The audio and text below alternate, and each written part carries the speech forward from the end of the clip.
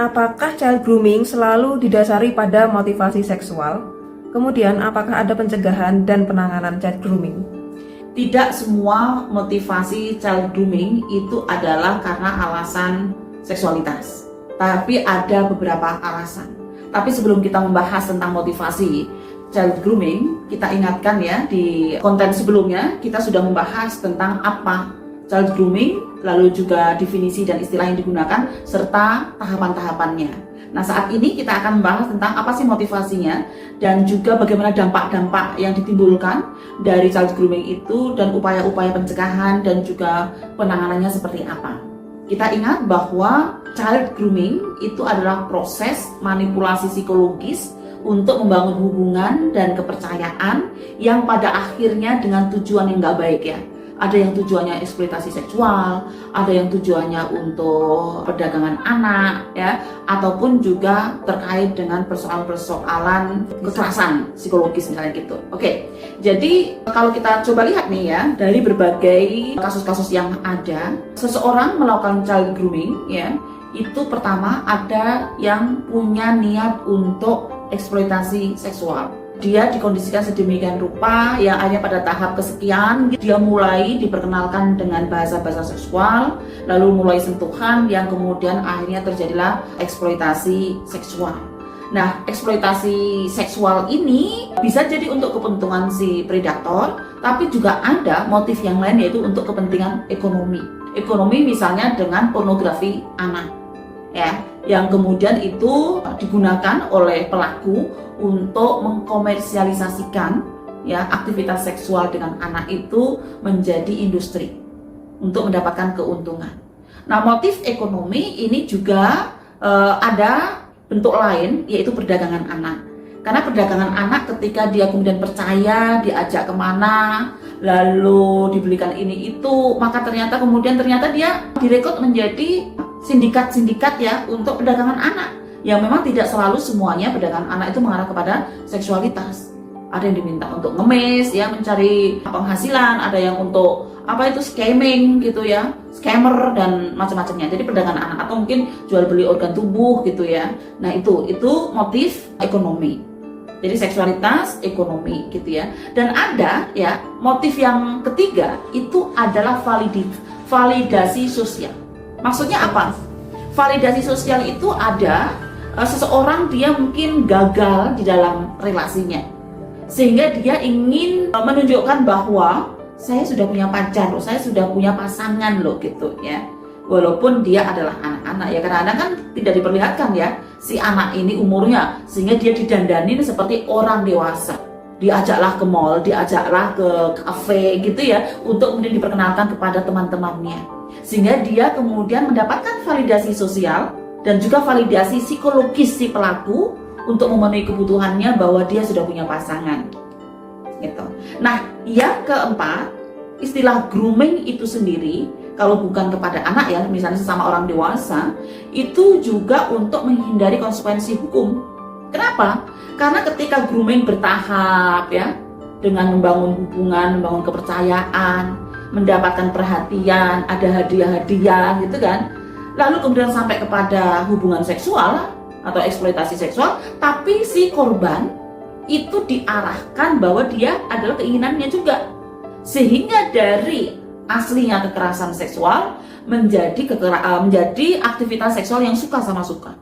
Jadi dibuat tidak sadar kalau dia masuk di dalam jebakan rencana pelaku. Maka dari itu bisa jadi ini kalau proses grooming yang sesama orang dewasa ya, untuk menghindari konsekuensi hukum dari kekerasan seksual ke arah suka sama suka.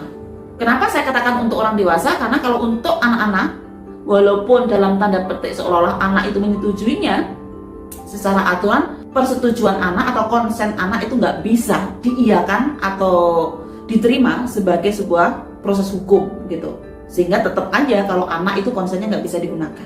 Nah, dari penelitian-penelitian yang ada, seseorang yang mengalami grooming ya, dia pasti akan merasakan, awalnya tidak merasa kalau dia terjebak, tapi baru sadar ketika sudah mulai ada kekerasan, ada penelantaran, ada protektif isolasi ya dari teman-temannya yang sangat kuat, dia kemudian baru menyadari.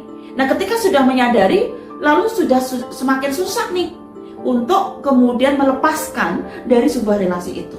Karena itu banyak nih dampak child grooming ya, itu menjadi trauma ya, kemudian stres, bahkan ada yang mau diri gitu ya. Tapi juga banyak yang dia itu tidak berani untuk melaporkan karena banyak ancaman gitu kan.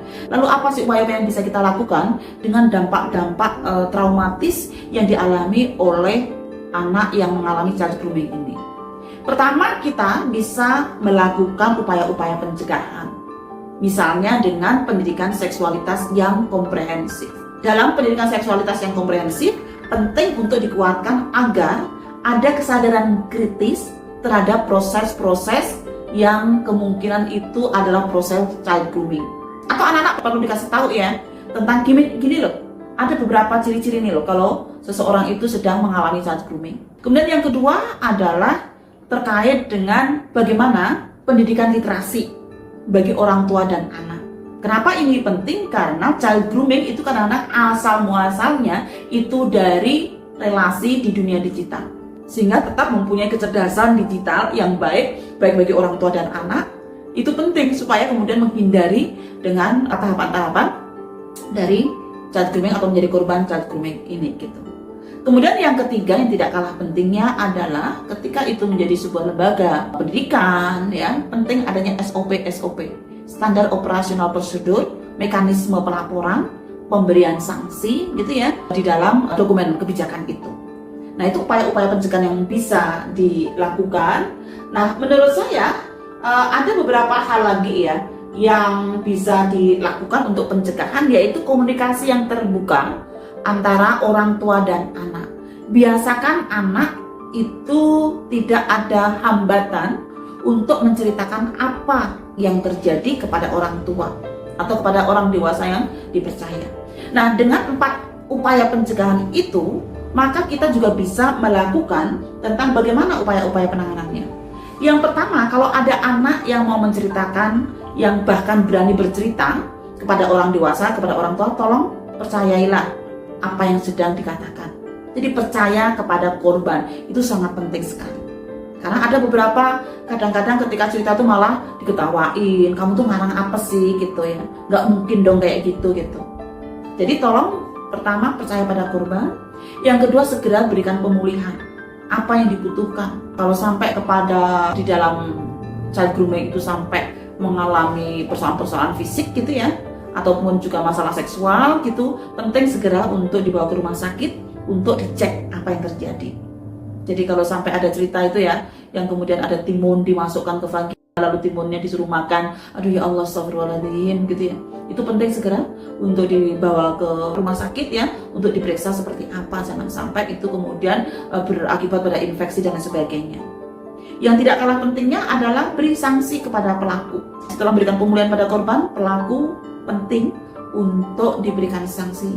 Di Indonesia sudah ada undang-undang tindak pidana kekerasan seksual yang itu bisa menjadi acuan untuk pelaporan pada pelaku. Dan yang tidak kalah pentingnya adalah mengadukan ya. Jadi setelah dikasihkan pemulihan tadi, tolong juga dibuat aduan ya kepada lembaga-lembaga layanan, kepada kepolisian atau SAPA 129 dari Kemen PPA, Komnas Perempuan, KPAI, ataupun juga lembaga-lembaga yang relevan lainnya. Saya pikir itu teman-teman sahabat Bu Arim dimanapun berada tentang dampak dan juga motivasi dan upaya pencegahan dan penanganan dari persoalan-persoalan child grooming. Terima kasih.